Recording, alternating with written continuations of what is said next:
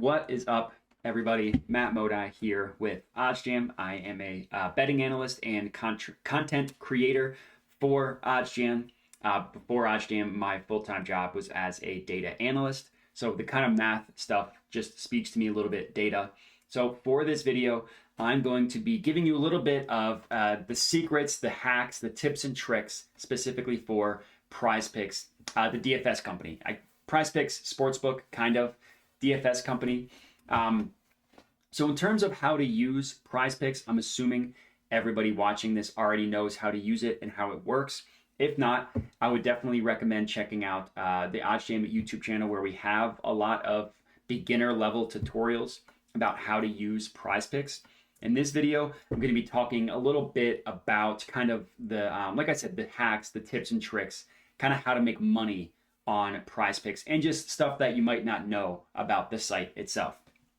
To give a brief tutorial about how PrizePicks works, it's essentially a player prop parlay, to use sports betting lingo. So you choose exactly what it says right here. Pick 2 to 6 players, predict if they will get more or less than their projection. So for the NBA, the stats range from points all the way down to turnovers, free throws made. Tons of different options about using PrizePicks. So that's kind of the first thing that I wanted to talk about with PrizePicks, is just the sheer options of stuff you have at your disposal, sheer options of player props that you can add. NBA, pretty popular sport. Everybody that knows the NBA knows about these stats, right? Points, rebounds, assists, obviously the main three. PRA being all three of those combined. 3 points made, but like blocks and steals, a little bit lesser. Steals, turnovers, free throws made. I don't even think most sportsbooks let you bet on that. So the fact that PrizePicks offers it is really cool. But the thing that I really wanted to highlight is the sheer volume of stuff outside of the obvious stuff, like NBA. For example, how about NBA first half? I'm a Sixers fan. My favorite player is Joel Embiid. He always scores more in the first half than the second half. Not always. That's a bad word to use. More often than not, Joel Embiid scores more points in the first half than he does in the second half. Embiid is known to tire himself out as the game goes on, so he always scores more in the first half. I'm sure he's not the only player that has something similar, where his first half scoring is higher than his second half scoring. So by using PrizePicks, you can immediately identify profitable plays in a lesser market that might not have as tight lines like a normal NBA one. And that's just an example. But the fact that they offer first half points, assists, and fantasy score is really cool.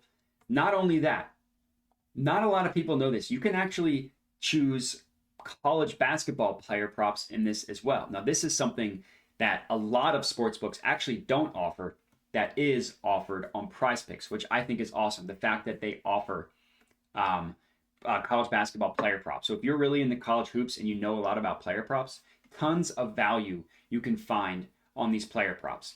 In terms of finding good plays, profitable plays to put into a PrizePicks entry, I'm not going to go over that a ton in this video. I would just say I solely use OddsJam, both the positive expected value play as well as the OddsJam screen.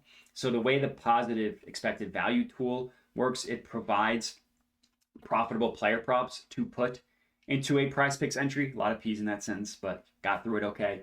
Let me zoom in a little bit here. But the cool thing is with the positive EV page is you can filter specifically for PrizePicks. So I just clear all filters, sportsbooks, and I only select PrizePicks.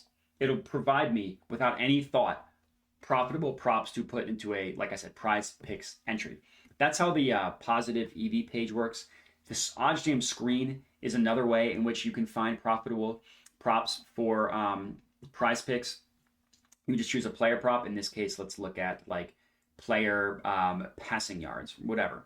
The screen, the way it works is it pulls up odds and lines from every major sportsbook for a specific prop. So I will specifically highlighted PrizePicks red and can immediately identify a situation where PrizePicks might have a mispriced line compared to the markets. So I'm not going to get too in depth with that. I will say if you want to learn how to use OddsJam to make money on PrizePicks, just Google that or YouTube that. There's a video out for it. Again, this is a little bit more about hacks using PrizePicks. Number one, and this is the last I'll say about it, the sheer volume of options you have to play on PrizePicks. College basketball, soccer shots, all this different stuff. Clearances, like that's a random market. The PGA, number of birdies or better, strokes, holes played, that stuff is good. Tennis, MMA, let me move my camera for just a second. And then we have like video games like Call of Duty, and I'm not even sure what Dota 2 is. I'm guessing that's also a video game thing. So the sheer volume of stuff, it's phenomenal. Another thing that I think a lot of people are confused about with PrizePicks is how the flex option works. So I actually have a spreadsheet to kind of talk to you about the math behind it. I will admit it's a little bit math intensive, so I will try to dumb it down as much as possible and basically answer the question of A, what is a flex option? And B, should I be playing a flex option?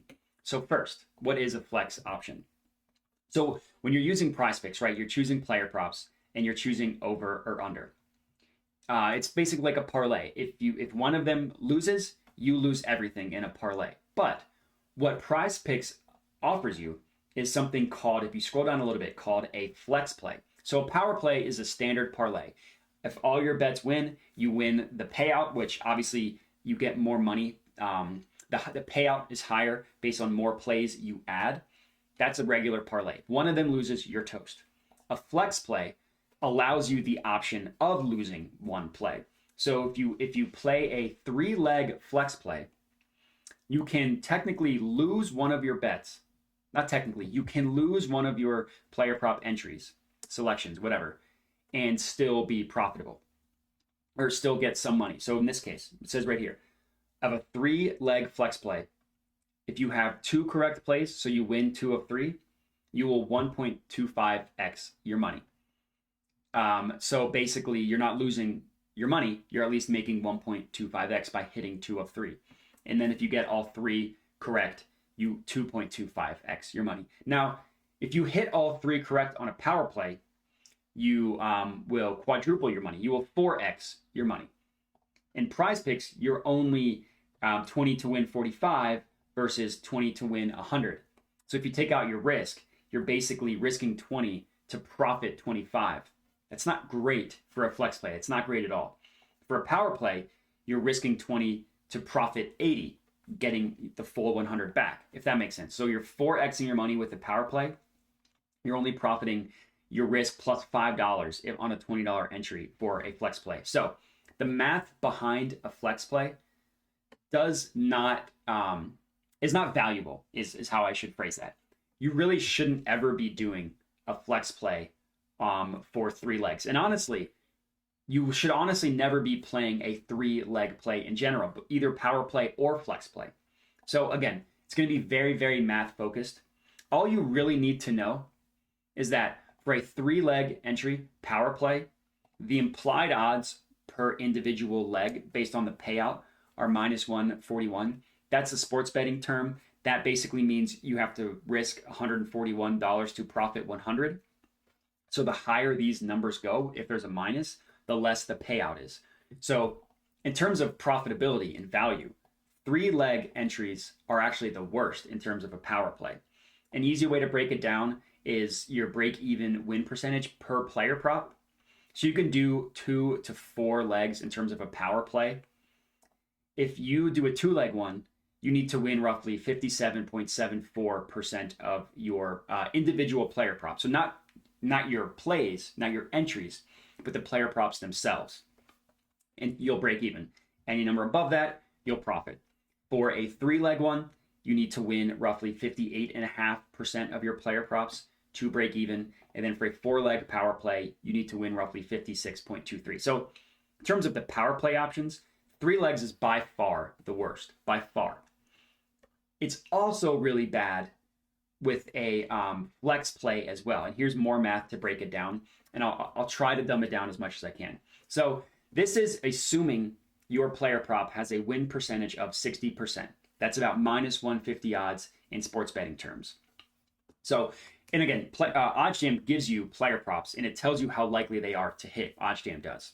So if your win probability for a player prop is 60%, your expected value percent on a 3-leg entry is roughly 8%. The reason why the odds, because you're quadrupling your money, are roughly 400. So if you do the math here, and you can tell there's a formula in here that calculates it, roughly 8% is all you really need to know. So you have 8% expected value if you're placing 3 player props that each have a 60% chance of hitting. 8% value. Not bad. Now it is bad compared to the other 2 for a 2 and a 4-leg power play, but in and of itself, not bad. If you're doing a flex play for 3 legs, that goes all the way down to 2.6% expected value. That's awful. That is really, really bad compared to what you can get. The reason why, it's pretty confusing. All you really need to know is that the implied odds is or for a for probability that you win through all 3 of your bets is 21.6%, assuming again 60% win probability. The probability that you go for win 2 of 3 is 43.2% based on the flex odds themselves, and that's just talking about your payout. 2.6% EV. That's really bad. If you look at a 4-pick one and compare the two, same math, 60% win probability. The difference is the odds. So for a 4-leg power play, you will 9x your money, which is plus 900 odds in sports betting terms. The expected value on a 4-leg power play, assuming again, we're going off of 60% win probability, 29.6%. Goes from 8 to 29% going from 3 to 4 legs in a power play. That's insane. You should never be placing a 3-leg one.